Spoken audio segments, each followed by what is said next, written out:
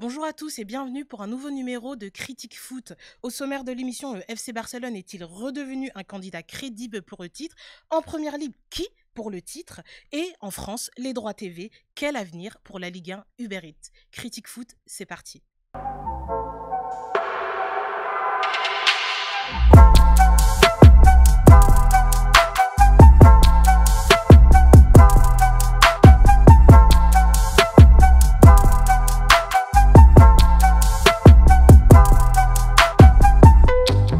La Champions League reprend dans moins d'un mois et en attendant, nous allons nous intéresser à l'adversaire du Paris Saint-Germain, le FC Barcelone. Le club catalan reste en effet sur une série de 8 matchs en défaite en Liga, pour un total de 6 victoires et 2 matchs nuls, soit 20 points pris sur les 24 possibles. Cette nouvelle dynamique du FC Barcelone permet-il d'affirmer que le club catalan est redevenu un candidat crédible au titre? Alors, rapide tour de table, Fala. Le Barcelone, je suis encore un peu sceptique. Un peu sceptique. Ouais, je suis sceptique encore un peu. Valentin.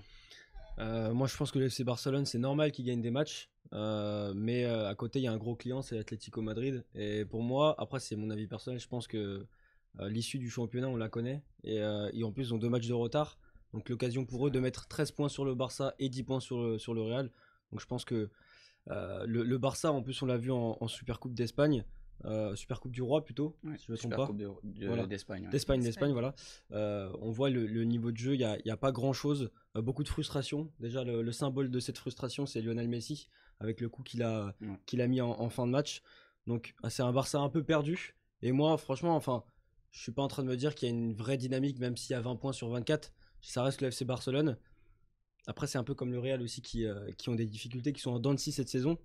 Mais vraiment, je pense que l'Atlético Madrid va remporter ce championnat cette saison. Ouais. Alisson, tu crois pas toi un retour du FC Barcelone? J'y crois pas du tout. Moi, je le dis depuis le début de saison, le candidat au titre pour le championnat d'Espagne, c'est l'Atlético Madrid. Pour moi, c'est l'équipe la plus solide, l'équipe la plus complète à toutes les lignes au niveau du jeu, avec un effectif aussi le plus large, que ce soit sur le terrain, le 11, et en profondeur de banc. Le FC Barcelone revient bien. Alors oui, ils étaient loin dans le classement. Le FC Barcelone a perdu beaucoup de points en ce début de saison. Alors là, oui, ils reviennent à 3e, donc ils reviennent sur le podium, là où normalement ils auraient dû être depuis le début. Mais pour le titre, c'est beaucoup trop tard et ça leur a échappé depuis quasiment la 5e journée. Parce que certes, Valentin, à juste titre, tu as rappelé que l'Atlético Madrid avait 2 journées de moins. 16 jours, l'Atlético Madrid a joué 16 journées, or que le Barcelone a joué 18 journées, pour une différence de points de 7 points. Cependant, on va vous montrer une infographie qui représente les statistiques du FC Barcelone cette saison. Le FC Barcelone est à 37 buts marqués cette saison, ce qui fait du club catalan la meilleure attaque du championnat, pour un total de 17 buts encaissés, ce qui fait du club catalan la 5e meilleure défense de Liga. C'est des stats honorables qui font honneur au FC Barcelone. Après, comme je dis, moi je reste encore sceptique parce qu'ils marquent beaucoup de buts, mais ils en prennent beaucoup aussi. Et en défense, c'est problématique. Après, pour moi, la 3e place du Barça, c'est pas qu'elle n'est pas méritée, mais on voit bien, ils sont encore trop nerveux. On regarde bien encore Dembélé, ce qui a pu se passer, ses propos envers l'arbitre. Bah ouais, mais c'est à l'image en fait de ce qui se passe en ce moment au Barcelone. Pour Dembélé, je pense que c'est anecdotique parce que tous les joueurs de foot en général sont un peu comme ça. Et surtout que quand t'as pas de supporters, t'as les micros. C'est clair, on l'a entendu. Ouais, c'est clair, mais là, la normalement, différence. justement, où il manque de professionnels, c'est que là, Mais c'est vrai que ça peut être un signe, comme j'avais dit avec Messi, Dembélé, ça peut être un signe aussi. Mais surtout que le Barça, leur problème, c'est que depuis leur transition, depuis qu'il n'y a plus les grands cadors Xavi, Iniesta, leur transition, c'est voilà, des jeunes qui n'ont pas assez d'expérience et d'un côté des joueurs qui ont du mal à s'adapter. Et c'est marrant de dire du mal à s'adapter parce que ça fait déjà un certain temps qu'ils sont là. Je parle de Griezmann et Dembélé. Après Griezmann, ça fait déjà quelques semaines qu'il commence, mais ça fait quand même longtemps qu'on attend ça. Il commence, il plante des buts, c'est ce qu'on attend de lui d'ailleurs. C'est un denti, Griezmann, quand même. Il te met un penalty dans la lune en Coupe d'Espagne. Il fait pas un très très bon match. Oui, mais en tout cas, si tu prends la comparaison par rapport aux autres matchs, il est quand même un peu plus présent et un peu plus inscrit dans l'identité du jeu. La chose avec Griezmann, c'est que quand tu regardes ses matchs à la loupe, il ne fait jamais des mauvais matchs. C'est-à-dire que Griezmann, on peut pas dire oui, mais là, ce match-là, il a été mauvais. Il y a un fossé par rapport à ce qu'on attend de lui. Exactement. Ouais, C'est juste qu'il c'est n'a ça, pas en fait. d'impact. Il n'a pas l'impact qu'on attend de lui au FC Barcelone. Elle est là, la grosse frustration pour Griezmann. C'est pas qu'il est mauvais, c'est juste qu'il n'est pas à la hauteur de ce qu'on veut. Il n'est pas à la hauteur du Griezmann de l'Atlético. Il n'est pas à la hauteur du Griezmann de l'équipe de France, malheureusement. En parlant de Messi, en parlant de Griezmann, en parlant des jeunes, Valentin, on va vous montrer une infographie nous montrant les 3 meilleurs buteurs du FC Barcelone cette saison en Liga. On voit que Lionel Messi est à 11 buts cette saison, suivi de Antoine Griezmann qui a 5 buts cette saison, et Ansu Fati qui avait fait un super début de saison avec 4 buts, qui s'est malheureusement gravement blessé. On peut dire que mine de rien, Griezmann qui est beaucoup critiqué, il a fait une déclaration à la sortie de cette finale de Supercoupe d'Espagne face à l'Athletic Club, où il critiquait un peu le Barcelone et qui s'est beaucoup fait critiquer par les propres joueurs de son équipe qui sont rarement là pour le défendre. On peut voir que mine de rien, c'est lui le second meilleur buteur du FC Barcelone. Mais il y a des... avec Griezmann, c'est problématique parce que Griezmann, il marque, il gagne pas le Barça. Il gagne, il marque pas.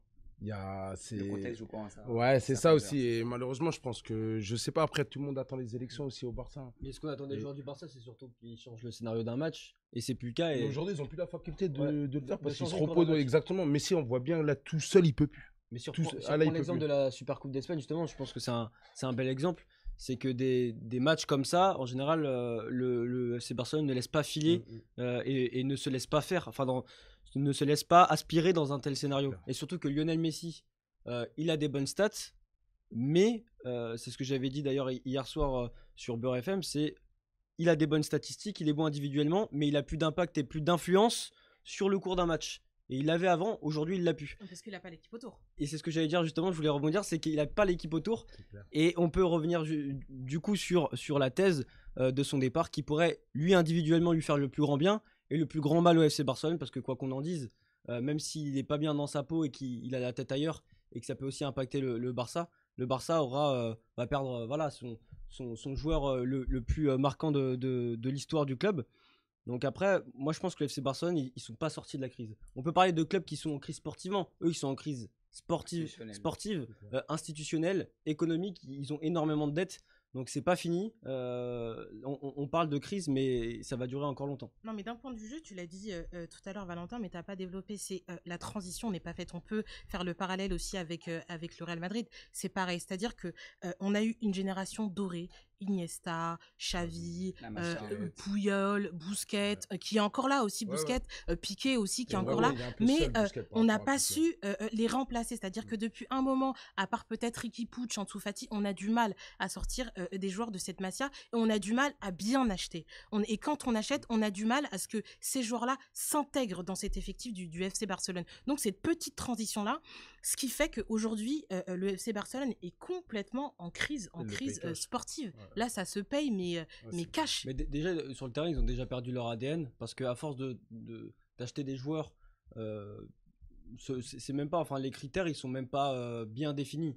On achète des Coutinho, des Griezmann, on achète un peu n'importe quoi. Et surtout au niveau de la Masia, ce qui est problématique, c'est que c'est plus du tout le même centre de formation qu'avant.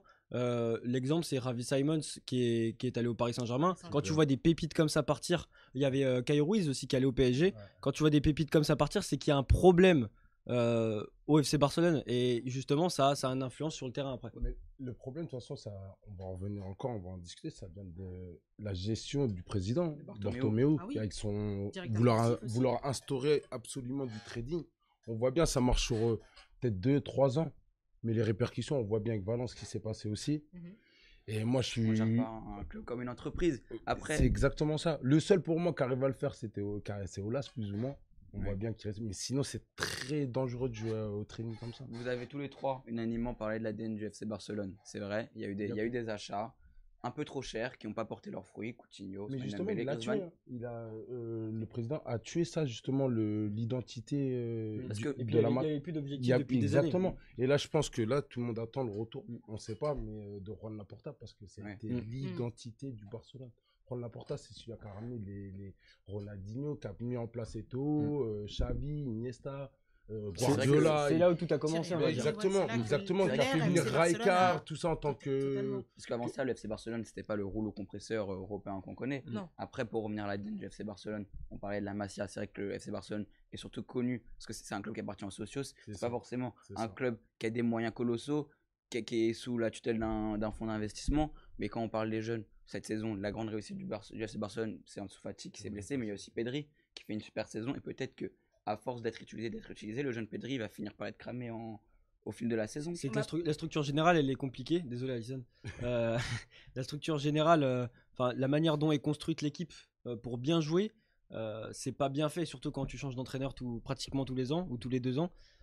Mais oui, il y a un groupe d'individualité. C'est comme on va parler tout à l'heure de Manchester United. Je pense qu'il y a des équipes comme ça où l'identité de jeu, tu la remarques pas sur le terrain.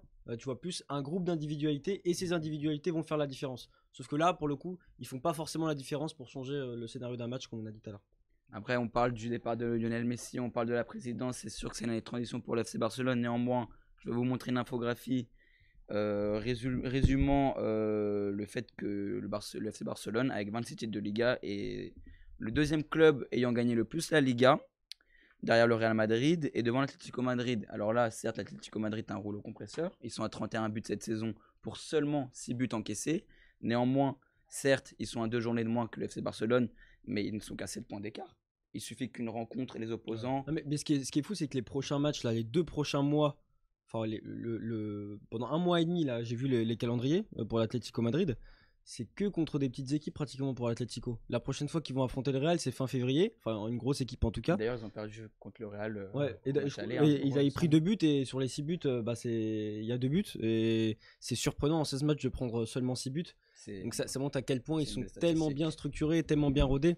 C'est pour ça que j'ai du mal à voir une autre issue dans ce championnat. C'est vrai que les gens ont l'habitude de dire voilà, l'Atlético Madrid, c'est Simeone, c'est un jeu à vocation défensive. Néanmoins, certes, ils ont encaissé que 6 buts, mais ça a vachement évolué. Et ils ont quand même eu 31 buts cette saison, ce qui fait de l'Atlético Madrid. Il a conservé son ADN tout en étant un peu mieux offensivement, au lieu de gagner des matchs 1-0. Et la passation entre les anciens et les nouveaux, elle a été, il faut le souligner, elle a été remarquablement bien prise. Luis Suarez, on voit bien, il s'est un fou. Le recrutement, on parle de recrutement pour le FC Barcelone, mais l'ADN en tout cas qu'on connaît, le catenaccio très défensif de Simeone a évolué. On le voit justement avec Luis Suarez qui s'intègre merveilleusement bien dans cette équipe. On le voit avec le remplacement d'Antoine Griezmann. C'est vraiment une équipe qui a su prendre ses acquis et les faire évoluer. Pour moi en tout cas cette saison, l'Atlético Madrid c'est l'équipe phare, en tout cas l'équipe qui potentiellement devrait, si il n'y a pas d'accident, remporter la Liga. Le problème c'est que l'Atlético, le FC Barcelone et le Real Madrid, c'est que maintenant ils sont capables, on sait qu'ils sont capables de perdre dans des petits matchs. Il n'y a plus de petits matchs en Liga. C'est fini. Il n'y a plus de petits matchs en Liga. En fait, ils sont capables de perdre contre n'importe qui et c'est ça qui est dangereux pour eux, c'est que même s'ils sont pas loin de l'Atlético, c'est que rien ne dit qu'ils vont les rattraper. Ça craque. Surtout, faut signaler que dans le championnat, dans la Liga, les 7 premiers sont tous européens. Ils sont tous européens. Et la Real, l'Europa League. Et c'est ça, en fait. Et le problème, c'est exactement, tu vois. Donc, il y a du niveau. Donc, exactement, tu vois, c'est ça aussi. Donc, oui, c'est vrai que la Liga, mine de rien, elle est plus ou moins serrée. Enfin, hormis l'Atlético Madrid, c'est vrai que derrière, la Real Sociedad, c'est serré, hein. C'est serré. La Real Sociedad, elle n'est pas à 1 ou 2 points d'écart. La Real Sociedad, elle n'est pas distancée non plus. Je veux dire, exactement, à part l'Atlético de Madrid, c'est serré. Hein. Donc, selon vous, une institution comme le FC Barcelone, qui est malheureusement à 7 points d'écart et 2 journées de plus que le FC Barcelone, pour vous, cette saison, que ce soit le FC Barcelone ou bien même le Real Madrid, pour vous, la Liga, elle est jouée. Pour moi, pour toi, la Liga est jouée. L'Atlético Madrid, c'est joué au-delà même de la Liga. Pour moi, le FC Barcelone, ça sera saison blanche. Après c'est sûr qu'on est là de toute façon pour donner des pronostics et notre vision future du championnat. Donc c'est vrai qu'on prend toujours des risques à donner des pronostics. Il veut plus se mouiller, donc après c'est jamais sûr à 100% que l'Atlético, parce qu'il veut pas se mouiller. Il a changé d'avis. Non. Tu disais pas ça en antenne. Ça y est. Il est plus très sûr. Mais c'est toujours bien de nuancer les propos, mais moi je suis d'accord, l'Atlético va gagner. Juste, il faut dire que dans le foot, tout est possible. Après, moi, si je dois donner un avis, c'est que l'Atlético va gagner. Mais il faut toujours prendre les choses avec des pincettes avec le football, on sait jamais. C'est vrai. Ça peut aller très vite. Très, hein. très vite. Ça peut- Très, très vite. Chelsea, au début de l'année, avait fait début de la saison, avait fait des débuts fracassants. Et là, ils sont hors compétition en première ligne. Ça, on va parler après avec Valentin. Et pour toi, Fala, Atlético Madrid remporte la Liga. Il y a plus de suspense. Ouais, c'est clair. C'est clair. J'avais aussi souligné, comme elle l'avait dit Alisson en début de. Il y a quelques mois encore, il y a peut-être 1 mois et demi, tout ça, je l'avais dit que. Et la Real Sociedad, mais on voit bien qu'un peu. Il y a un déclin. Ça Mais s'est écroulé un peu. là, la machine de l'Atlético, elle est mise en route. Ça y est, c'est tout le schéma tactique, il est mis en place. On voit bien ce que Diego Simeone met en place. Parce qu'une mauvaise passe peut vite arriver. L'Atlético Madrid peut se Même ils ont les un ou deux facultés, matchs. non. Non, mais j'y crois Barcelone pas. garde cette dynamique. On voit bien, Je de toute crois pas, façon, moi. on voit C'est bien que impossible selon l'Atlético, vous ils perdent un match et derrière, ça déroule. C'est ça. Tu vois, ça déroule. C'est trop fort. Ouais, c'est trop. Cette année, c'est trop surtout fort. que et je pense l'Atlético, Il y a que le banc aussi. il y a le L'Atlético, banc, ils ouais. peuvent Et pas, exactement. ils peuvent pas gagner Il y a tous le les banc. ans le championnat. Là, il avait gagné en 2014. Je pense que, ok, il y a les autres compétitions, mais le truc, c'est que s'ils veulent, de leur plein gré, se concentrer uniquement sur le championnat, parce que c'est hyper fort de gagner le championnat quand on est Atlético Madrid et quand on a le Barça et le Real dans le même championnat, Ouais. je pense que ils sont largement capables de faire des concessions et se concentrer pleinement sur le championnat. Donc c'est pour ça que je pense que dans la régularité, et en plus ils sont bien rodés comme l'a dit Fala, je vois pas grand chose qui peuvent leur arriver. Bon, alors pas trop de suspense pour nos consultants en vue du titre en Liga. Néanmoins, en première ligue, je pense que le combat pour le titre est C'est davantage différent. à géométrie variable. Et ça, on va le voir dans un instant avec Valentin.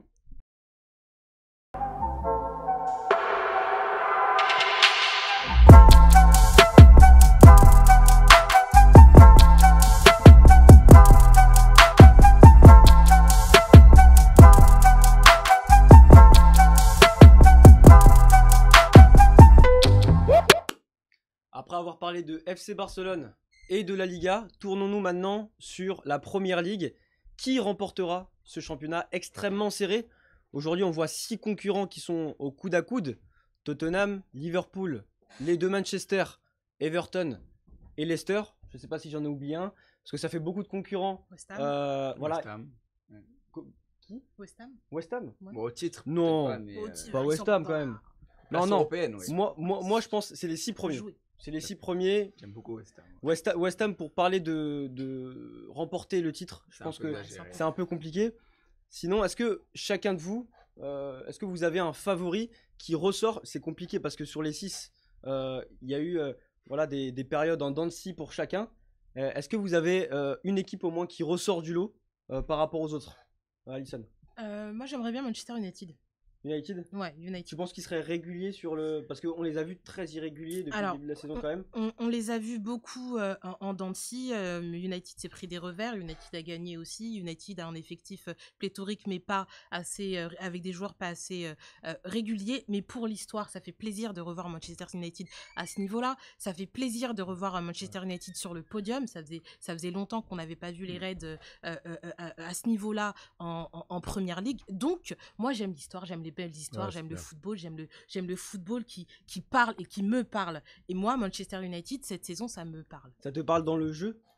Ça me parle pour l'histoire. Pour l'histoire. Ça me parle pour Ouais, l'histoire et t'es pour nostalgique quand tu vois pour revenir United au reprendre top. des couleurs. Exactement. Et toi, Fala, du coup? Ah, moi, pro United. Pro United? Ah, pro United, ça fait plaisir déjà, comme elle a dit Alisson, de revoir United sur le devant. Ça gagne, c'est pas flamboyant, mais on va se rappeler, comme elle a dit, pour l'histoire. Manchester, à l'époque de Ferguson, souvent remportait des matchs sans être flamboyant, mais tout le temps dans le Fergie Time. Et là, dernièrement, Manchester gagne souvent ses matchs dans le Fergie Time. Et moi, c'est un signe pour moi, sachant que je connais un peu l'histoire bien du club. Et ça fait plaisir parce qu'on avait un peu peur pour l'entraîneur. Parce qu'on pensait chaque fois. que... Ouais, on J'ai pensait l'impression que c'est un peu comme... je compare pas du tout avec Zizou, mais dans la manière dont on traite médiatiquement, c'est que dès qu'il est un peu en difficulté, on le met Exactement. sur la sellette. Exactement. Et finalement, il a toujours réussi Et on voit à montrer qu'il était légitime. Mais surtout que là, en fait, Manchester, ils sont très, très, très difficiles à bouger. On a bien vu dimanche, Liverpool, ils n'ont pas réussi. Ils ont poussé. Manchester, ils paniquaient pas.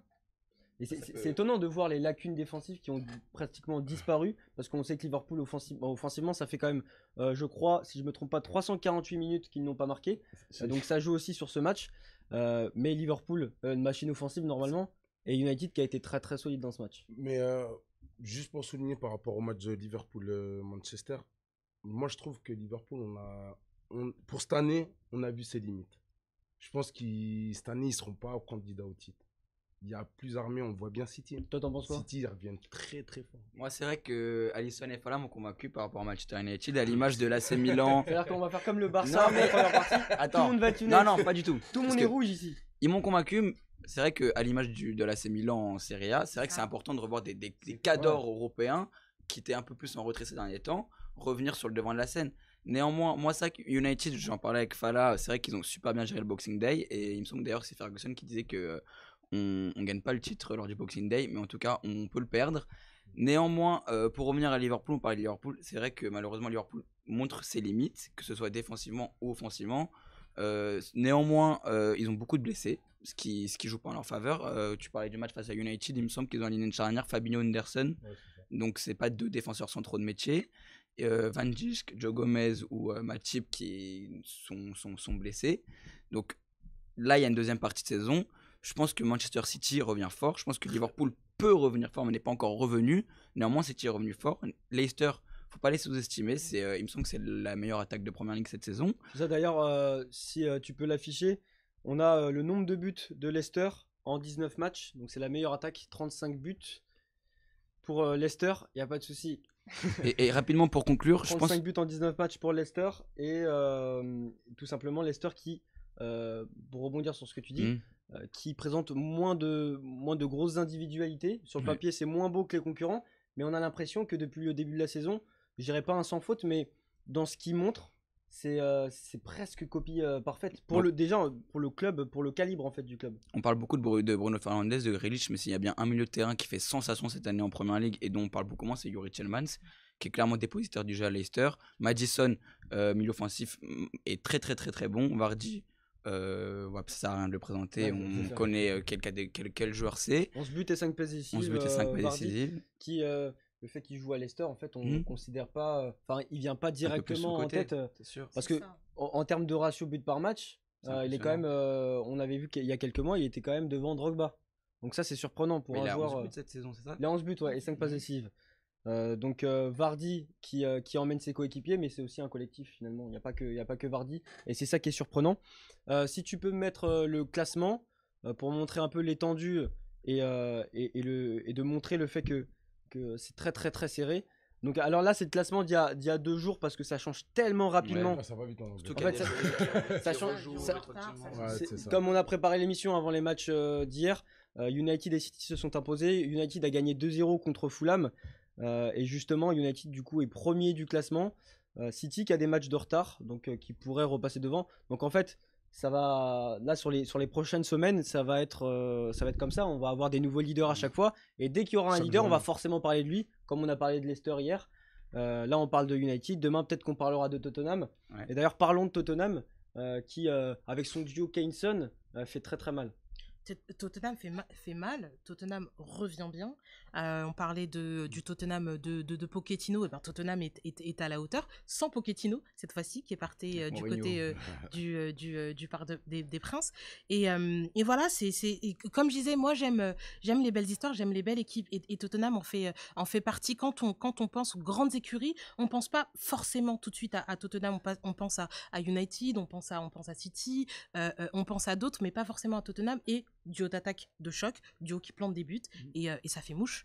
Ça fait mouche totalement. Et justement, je parlais aussi des lacunes qui ont été effacées par United défensivement. Et Tottenham, on le retrouve. On a l'impression aussi qu'ils sont plus solides défensivement. Et qu'offensivement, de toute façon, on va pas le répéter parce que c'est assez impressionnant. Et de voir une aussi grosse alchimie de la part de 2 joueurs, on n'avait pas vu ça depuis longtemps. On peut parler de Lampard et Drogba par exemple. C'est Ils clair. vont bientôt d'ailleurs battre le nombre record. d'échanges passes décisives buts. Est-ce que ce duo Fala peut emmener Tottenham vers la victoire finale? Non, pour le titre, non. Moi, alors, Il est caché. ouais, non, direct. Parce qu'on voit bien, là, de toute façon, il y a 2 équipes qui sortent du lot, 3 avec Leicester. Leicester, je les enterre pas. Parce que depuis leur titre qu'ils ont acquis, ils construisent, ils arrivent à mettre quelque chose. Franchement, c'est propre ce qu'ils font Leicester. Mais pour moi, je pense qu'il y a plus costaud devant Tottenham.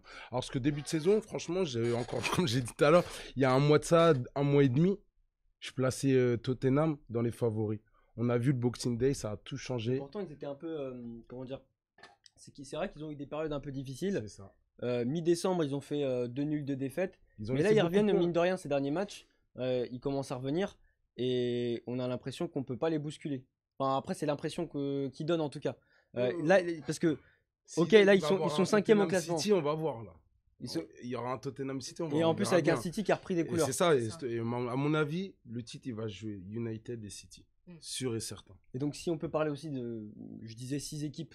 Parce qu'en termes de classement, on voit les points, c'est assez serré. Jusqu'à West Ham, moi j'ai pas dit West Ham parce que non mais jusqu'à West Ham, ouais, après on peut parler. Moi je suis un peu réticent, mais après si vous voulez parler de West Ham, j'adore West Ham. Alors cette saison, j'adore West Ham. David Moyes fait un super travail du côté de West Ham. C'est clair. Malheureusement, leur attaquant phare Antonio, qui a mis 10 buts la saison dernière, s'est beaucoup blessé cette saison. Mais on a pu voir d'autres joueurs, que ce soit Jarrod Bowen qui fait une bonne saison, que ce soit Pablo Fornals. On va accrocher une place qualificative en Europe, tu penses? Parce que là, on parle de celui qui pourrait gagner le championnat. C'est pour ça que, je vous ai dit tout à l'heure, on ne parlera pas forcément de West Ham. Mais est-ce que, comme Leicester, parce que en termes de papier, Leicester et West Ham, finalement, c'est pas si différent parce qu'ils ne montrent pas vraiment Leicester sur le terrain. Ils montrent que c'est une grosse équipe. Est-ce qu'ils peuvent prendre l'exemple aussi et se qualifier en Ligue Europa ou en Ligue des Champions? Ils peuvent essayer. Ils ont, par exemple, dans leur rang, ils ont Soucek, qui est un des meilleurs milieux cette saison en Première Ligue, qui a déjà mis 5 buts. Ils ont Declan Rice, qui a une super belle cote en Première Ligue. Mais après, non, c'est encore d'autres objectifs. Hein. S'ils s'accrochent à une place même en Europa League, ce serait largement suffisant. West Ham, ces derniers temps, a beaucoup joué le maintien en Première Ligue. Donc voilà, si vous pouvez retrouver une certaine stabilité, une cohésion, même si forcément je ne suis pas hyper fan du jeu que propose David Moyes. Mais pour revenir en tout cas rapidement sur Tottenham, tu poses une question. Moi, je pense que le duo Kane-Son peut permettre à Tottenham de jouer le titre. Enfin, je pense vraiment que cette saison, la Première Ligue va jouer sur des détails. Et c'est compliqué de faire des plans sur la comète 4-5 mois avant, au détriment d'autres championnats comme la Liga où les dés sont presque joués. En Première Ligue, pas du tout. Et le classement final risque vraiment de nous surprendre, je pense. Hein. Ces derniers temps, c'est serré. Hein. Quand on regarde dans les grands championnats, à part la Liga, on voit qu'en Serie A aussi, ça joue dans un mouchoir de poche. En Première Ligue, en Ligue 1, cette saison, c'est très kiff-kiff. Et justement, comme on n'a pas une équipe qui creuse l'écart avec ses concurrents, Tottenham, comme tu l'as dit, peut très bien aller titiller les autres équipes qui étaient pourtant, comme City et Liverpool, qui étaient pourtant les maîtres ces dernières années. Là, ils ont un peu moins de légitimité. Et parlons de Liverpool du coup, parce qu'on n'en a pas parlé. On parlera de City après. Liverpool qui, ils sont cramés, on a l'impression, parce qu'ils ont les joueurs enfin, ils n'ont pas tous leurs joueurs, parce qu'il y a Van Dijk qui s'est blessé. Ils ont des pièces essentielles qui n'ont pas toujours été là cette saison en tout cas. Qu'est-ce que ça annonce pour la suite pour Liverpool? Est-ce qu'il faut attendre le début de la saison, la fin de la saison plutôt, voir ce qui peut se passer l'année d'après, ou se dire que ça va être compliqué pour la transition? Parce qu'après, il faut se dire que peut-être qu'ils vont garder les mêmes éléments aussi, parce que normalement, c'est un projet qui est censé fonctionner, on l'a vu ces dernières années. Mais déjà, je trouve que vous êtes très dur, et les gens sont très durs en général avec Liverpool cette saison. Il ne faut pas oublier que Liverpool revient de loin. Ça fait 30 ans qu'ils n'avaient pas gagné en Première Ligue. Ils ont fait une saison extraordinaire. Ils sont partis accrocher le titre. Ils ont accroché précédemment aussi la Ligue des Champions. Ils avaient un effectif pléthorique avec quasi les meilleurs joueurs à leur poste. Alors Liverpool, cette saison, il y a énormément de blessés. Et dans un rouleau compresseur, ça compte. On l'a dit au FC Barcelone, on n'arrive pas à retrouver ou à faire une transition. Donc là aussi, ça compte que l'effectif soit un peu amoindri. Donc oui, certes, Liverpool, c'est pas le gros Liverpool qu'on a connu la saison précédente ou même la saison d'avant, mais en tout cas, ils ont droit à une descente, à souffler un petit peu, mais ça va repartir. On sait que cette saison, ça sera une saison difficile. Ils vont peut-être pas aller chercher le titre, mais en tout cas, ils vont gratter les chevilles du premier. On va laisser cette saison couler et la saison prochaine, ça va repartir. Et Liverpool, pour toi, Fala, ça annonce quelque chose de Ils négatif? ont montré leurs limites contre United. Je rejoins ce qu'a dit Alisson, c'est vrai. Faut pas oublier Liverpool, ils reviennent de très très loin en termes d'histoire. On les avait pas revus depuis des années. Mais Benitez, ouais, exact. Mais j'ai envie de prendre l'exemple de United et de City. Pourquoi? Parce que pendant longtemps, City ont eu du mal, United a eu du mal. Ils étaient 13e, 14e. Juste avant le Boxing Day, ils étaient encore. Et ça, regardez, en 2-3 matchs, ils ont réussi à remonter. Et là, on voit bien les machines en place. Moi, j'ai peur pour Liverpool, tout simplement parce que le fait que leur défenseur Virgil van Dijk s'est blessé, ça a fait beaucoup de mal à cette équipe. Ça leur a fait. Et je pense que tant qu'il ne reviendra pas, malheureusement, on voit bien, ils ont essayé une charnière contre United. ça passait, mais il y aurait eu un Rashford vraiment efficace, il pouvait rentrer dans la défense 1000 fois. Donc, et offensivement, je les vois plus des tueurs comme on les voyait la saison dernière ou il y a 2 ans, où Salah, Mané, ça faisait super mal. Firmino, il fait rien cette saison. Oui. Justement, pour toi, fais ta réaction sur Liverpool, après on ira sur City. Et pour finir, on ira sur Everton parce que je voulais en parler. Ils vont pas forcément aller jusqu'au bout, mais en tout cas, il y a des choses intéressantes qui sont proposées par ce club. Alors, rapidement pour Liverpool, parce que Fala et Alisson ont bien résumé la situation, c'est vrai que c'est une équipe qui a connu beaucoup de blessés et c'est une équipe qui est en méforme, en méforme totale, que ce soit les cadres de l'équipe, tels que Firmino, tels que Robertson, tels que Alexander-Arnold, qui a fait une incroyable saison la saison dernière, et cette saison, c'est pas un. Contre United, c'était. Non, c'est pas pour pas parler de catastrophe, enfin on n'était pas loin en tout cas. Ouais, non, il y a mais plein ça arrive dans la carrière d'un joueur. Après, c'est normal. Le United, ça va être très compliqué de les bouger. Liverpool n'ont pas réussi, et je vous dis, c'est.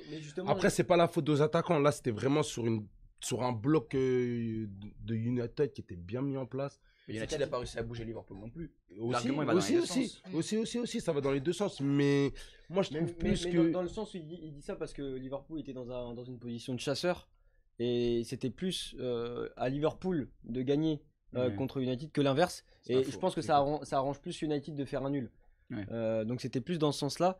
Et c'est vrai que United, c'est un groupe d'individualité, mais ils arrivent quand même à gérer leur match et à les gagner à chaque fois. Hier, au forcing, un exploit individuel. Pogba, voilà. Comme ça. C'est impressionnant. Saison, United, ça sera comme ça. C'est vrai que pour revenir rapidement, c'est vrai que Solskjaer, lorsqu'il est arrivé, on pensait que c'était une solution d'intérim, qu'il n'allait pas rester longtemps. Au final, il s'inscrit. Ça fait 2 saisons qu'il est à Manchester United. C'est un collectif fort avec de l'envie. Néanmoins, je pense que c'est important que leur attaquant garde une certaine régularité, parce que c'est vrai que Rashford il est bon, mais derrière Greenwood, il confirme pas les promesses qu'il nous a apportées la saison dernière. Martial, c'est assez régulier, mais on sent qu'il a envie, ça dépend. Cavani, bon, il a marqué encore hier, mais il a son deuxième but de la saison, mais bon. Solskjaer, il est content de ce qu'il fait Cavani, mais l'entraîneur, il est quand même content depuis qu'il est arrivé de ce que propose Cavani pour l'instant. On va dire que c'est un peu un super sub et qu'il est là pour regagner la confiance qu'il a perdue auparavant. Pour parler d'Everton, on n'a pratiquement pas vu une équipe d'Everton qui individuellement, en tout cas dans l'effectif quand on le voit, c'est quand même impressionnant d'avoir James Rodriguez, d'avoir Calvert-Lewin qui s'est aussi qui voilà était un attaquant connu des spécialistes de Première Ligue ces dernières saisons, mais un peu plus connu du grand public depuis le début de la saison. Exactement. Qui est efficace devant le but. Donc Everton, en dehors de dire qu'ils sont prétendants au titre, qu'est-ce qu'on peut attendre d'eux au niveau du classement par exemple et de la production de jeu, parce que c'est quand même 5 victoires en 6 matchs. Bah déjà, il propose du beau jeu, ça c'est une belle chose. Après voilà, tu parlais de Rames, il a super bien commencé, mais là Rames, ça fait 2-3 mois qu'on le voit presque plus, pour dire vrai. Là il va revenir avec Digne justement, donc c'est pour ça que ils sont sur une bonne dynamique, et avec ce retour des joueurs, ils peuvent peut-être être encore plus efficaces. Ouais, c'est sûr, mais comme tu dis, il y a Ancelotti à Everton, c'est un grand manager, c'est un grand coach. Calvert-Lewin qui était moins connu, et il me semble que ce soit le meilleur buteur cette saison en Première Ligue, égalité avec Vardy, à 11 buts. 11 buts, ouais. Et non, c'est une équipe qui peut accrocher les places européennes. Après, voilà, pour parler de titre, c'est un peu compliqué. Il y a tellement de grosses équipes en Première Ligue, et là on parle plus de Chelsea parce qu'ils se sont un peu. C'est pour ça qu'on l'a pas mis dans le. Alisson, juste pour parler d'Everton, et après on fait un petit tour de table, même si on en a parlé au tout début par rapport à United, mais juste voilà pour votre ressenti final sur l'issue du championnat. Sur Everton du coup. Sur Everton, c'est une bonne équipe, Fred l'a dit, qui montre de belles choses niveau jeu. Alors moi, le championnat, pour moi, on peut pas compter dessus normalement pour le titre. Pourquoi pas pour une place européenne en tout cas. D'accord. Alors sinon, Fala, tu as un truc à dire sur l'issue de cette saison. Ce que t'attends toi en leur place. Ils sont à leur place, et je pense qu'ils vont pas pouvoir espérer mieux à part accrocher une place en Europa League, parce que devant c'est très costaud. Il y a Tottenham, United, City, Leicester, Liverpool. Donc comme pour la Liga, toi tu dirais quel champion là comme ça? Là c'est United. J'ai du mal à répondre, franchement. Vraiment la question. Allez, Leicester. La question est simple, mais la réponse est difficile. Non, c'est trop compliqué. Non, mais je dirais, c'est vraiment compliqué, mais je dirais City, Leicester ou United. Allez, Ou Tottenham, allez. Non, j'ai vraiment du mal, mais j'aimerais bien que ce soit Leicester ou Tottenham. Mais City, ça revient fort aussi. Un peu de renouveau. Un peu de renouveau, ouais. Alisson, Alors, je dirais l'un des deux Manchester, mais je dirais Manchester United. D'accord. Donc, dans les favoris, on compte un peu United, mais attention aux autres équipes. Et toi, Valentin, tout prono? Ah, moi je suis présentateur, attention.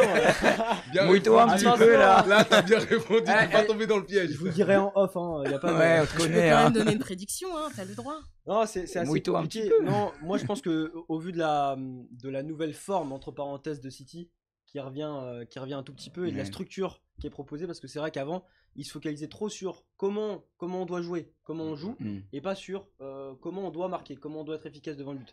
Là, j'ai l'impression qu'ils ont rectifié ce problème avec un De Bruyne qui est à la baguette à nouveau. Et je pense que City ont les moyens, en tout cas sur le long terme jusqu'à la fin de la saison, de s'imposer. Moi, après, c'est mon point de vue. Après, moi, je mets un petit bonus sur Tottenham parce que j'aime bien cette équipe. Et franchement, ce que Mourinho propose et le duo Kane-Son, ça me plaît bien. Donc voilà. Pour vous répondre. C'est sympa d'avoir l'envers du décor du présentateur. Donc voilà, après avoir parlé du potentiel gagnant de ce championnat de Première Ligue, parlons désormais des droits télé de la Ligue 1. Quel avenir pour notre championnat ?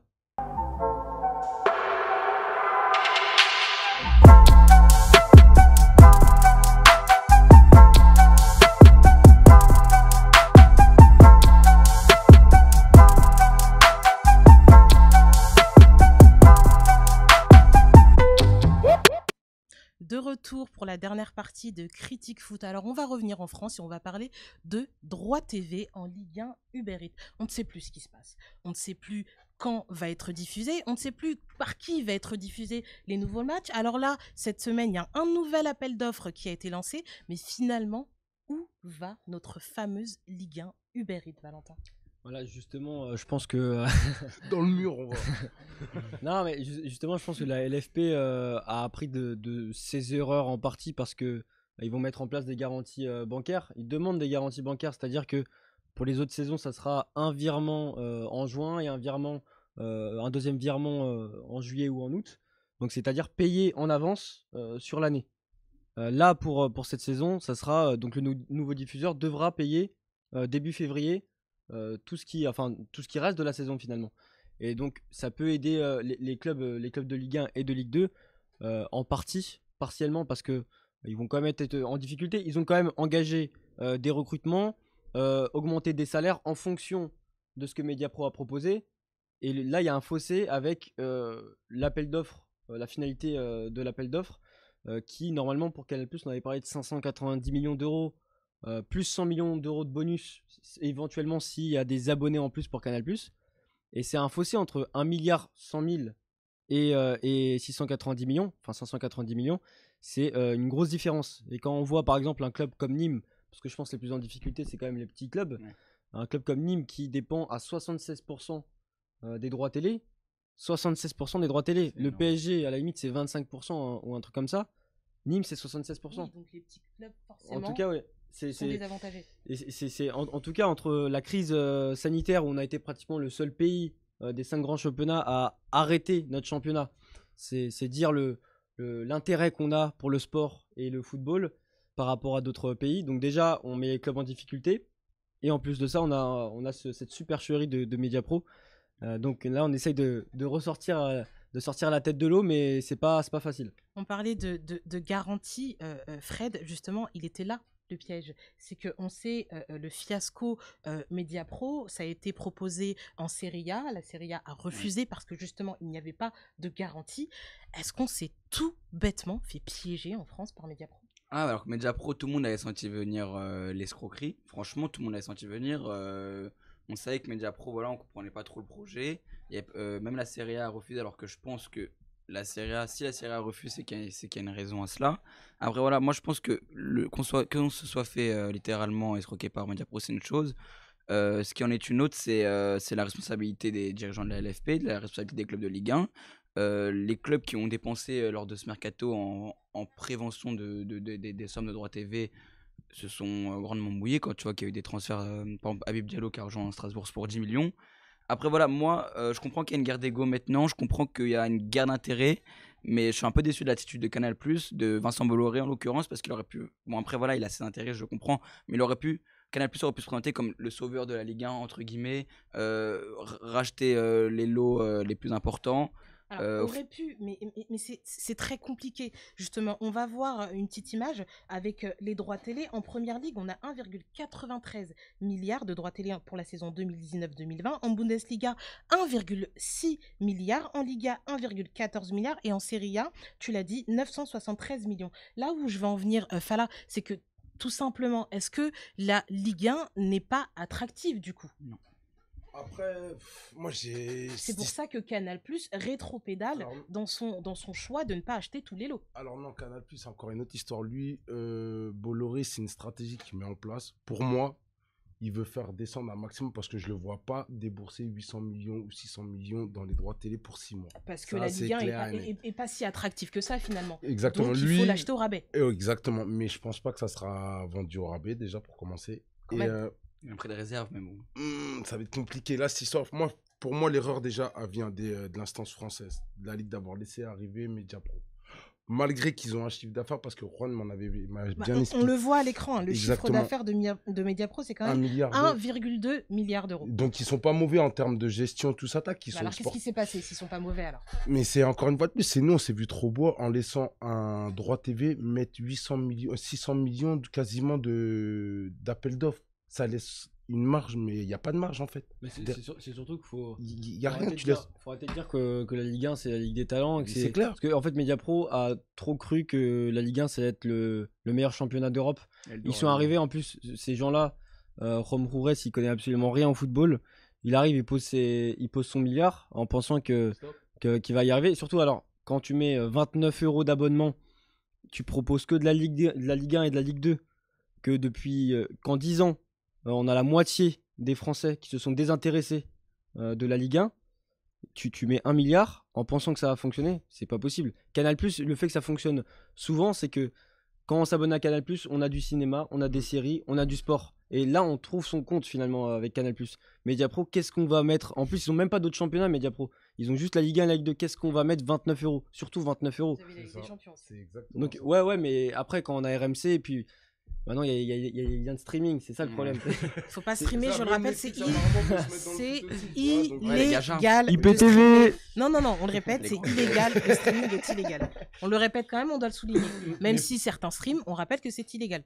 Mais pour en revenir, parce que ils le savent, Valentin, ils ont été en Italie, ils se sont fait refouler en Italie. Mais en Italie, pourquoi ils se sont fait refouler? Pour la simple et bonne chose, c'est que l'Italie sont en train de redorer leur blason avec toutes leurs histoires. Et je pense que l'Italie aujourd'hui a très bien compris, a retenu leur leçon. Et ils ne laisseront pas arriver n'importe qui dans ce championnat, alors qu'ils sont en train de leur mettre. Et le championnat italien, pour moi, va redevenir le championnat numéro 1. Parce qu'en Angleterre, c'est pas fini ce qui va se passer là-bas. Vous en avez parlé la semaine dernière. C'est pas fini, ça risque de faire encore d'ici 5 ans. Je pense que ça va être compliqué, mais l'histoire de Mediapro, pour moi, c'est loin d'être fini. Et du moment que ça a pris une tournure un peu politique, parce qu'on a pu voir le président rentrer dans ce dossier-là. Mais finalement, qu'est-ce qui va se passer avec cette fameuse Ligue 1 Uber Eats l'année prochaine? Ça veut dire quoi? Ça veut dire qu'on n'aura plus de diffuseurs? Ça veut dire qu'on ne pourra plus regarder la Ligue 1 parce qu'elle ne va pas être diffusée. On parlait aussi de nos confrères d'M6 qui entraient dans la danse, qui proposaient de diffuser gratuitement les matchs en attendant une transition. Ça veut dire quoi? Ça veut dire que Neymar, on le verra plus à la télé? Non. Ça veut dire que Payet, on le verra que l'appel d'offres, il va se faire. Éventuellement en Ligue des Champions? Une chose, c'est que là, on est en train de prendre en otage le public, en fait. Ah oui, clairement. Là, on le c'est pour ça qu'on a des chaînes qui sont très généreuses, comme M6 qui s'est proposé de diffuser le reste de la saison gratuitement.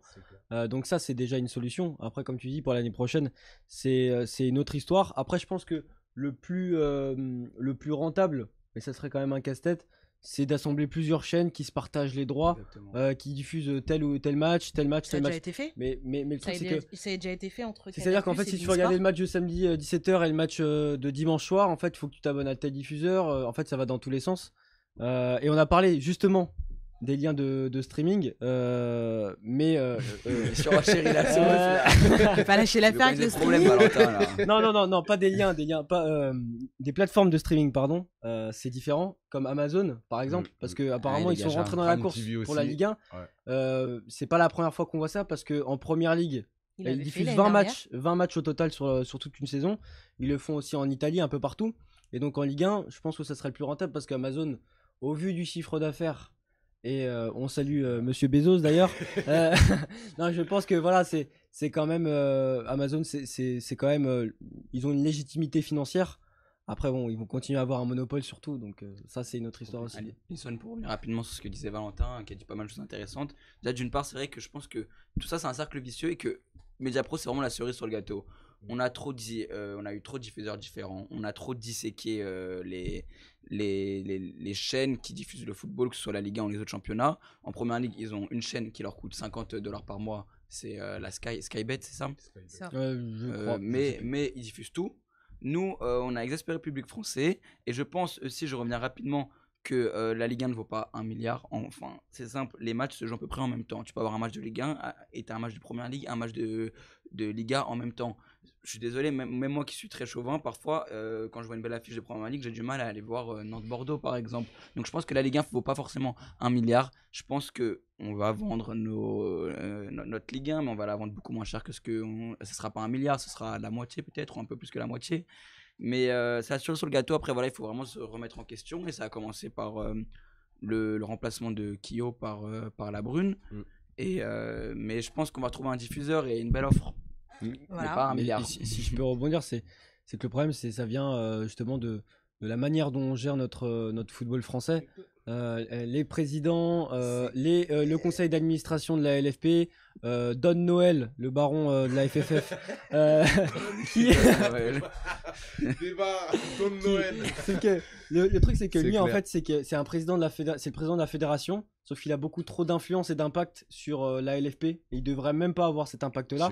En Première Ligue, par exemple, la fédération et le championnat, et la ligue de football professionnel en Angleterre, c'est complètement différent, et eux ils ont leur indépendance. C'est deux structures à part. Là il y a trop de, et donc tout ça c'est que des gens, même on voit les présidents, regardez tous les présidents de clubs, ils sont intéressés que par le profit, ils pensent qu'ils vont faire du trading en venant dans les clubs de foot. Bordeaux, c'est pour ça qu'ils sont dans le trou, parce que c'est arrivé.